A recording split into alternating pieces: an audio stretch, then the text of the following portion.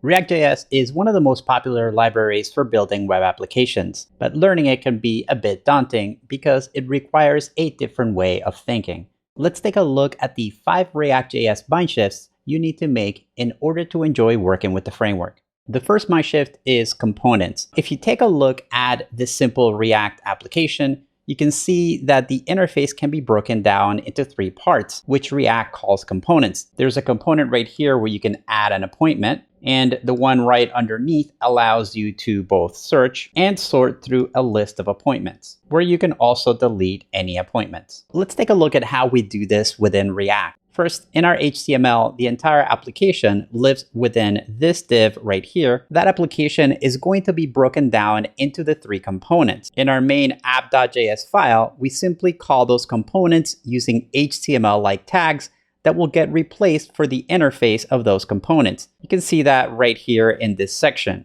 In this return statement, I create this div with a class of interface, and that interface has a component for adding appointments, and then another interface for searching through appointments. And finally, it has a list of items, which is what you see right here. Now, each of those get imported at the very top with different required statements. So here's the appointment list component. You can see that it's pretty much just HTML for displaying a list element. The second mindshift is JSX. JSX is an extension to JavaScript that allows you to combine XML and JavaScript. When you create the component, you're creating a JSON object using this create class function. And then you are listing the methods that this component will use, if any. This particular component allows you to delete elements from the list. The render method is executed when React needs to display the list. It's pretty much like using a templating engine like Mustache.js, where you use curly braces to display variables. This looks just like one of the templating engines that you might be familiar with, except that you're writing in a slightly different version of HTML. Notice, for example, that we are rewriting the word that would normally be class with something called class name. JSX is not allowed to use any JavaScript keywords, so things like class have to be renamed to class name. Now, normally, an on-click event like this does not need to be capitalized. Using the JSX version lets you run our handle delete method. Now, our next mindshift is the concept of state. Think of it as what's happening in our data at any point in time during the execution of our application. With React, you start by creating an object with the initial state of the application. For example, if I say this appointment body visible is true, you'll notice that when the application first loads, it will be expanded. If I set it back to false, it'll be hidden by default. This also allows me to set the defaults of how the list is displayed. Once the application is running, if something the user does changes the state of the application, then my components will simply re-render the changes. So say, for example, that I delete one of these appointments by clicking on these red rectangles. Notice that the appointment list component doesn't have any logic for actually deleting an element. It only cares about displaying the list, and it passes along the delete event to the root component. It does that through this onClick method.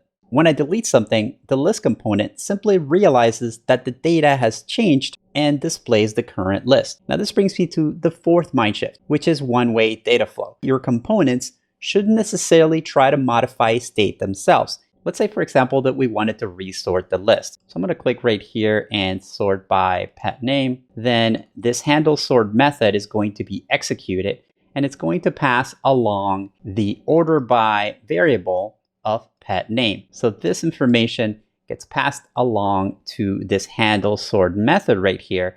And this sort method is actually sending the data back to the main component. Now it's doing this through these props right here.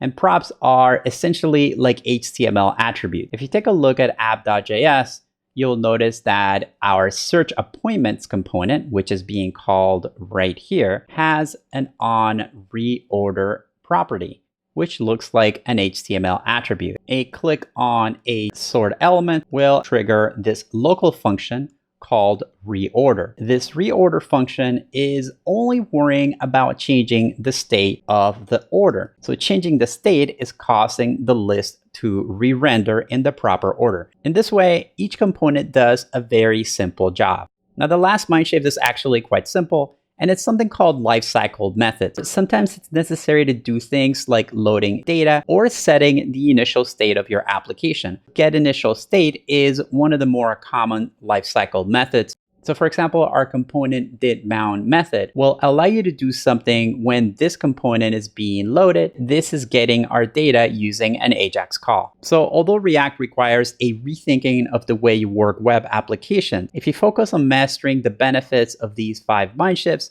you'll learn why the library has become so popular and is a fantastic way to build interfaces.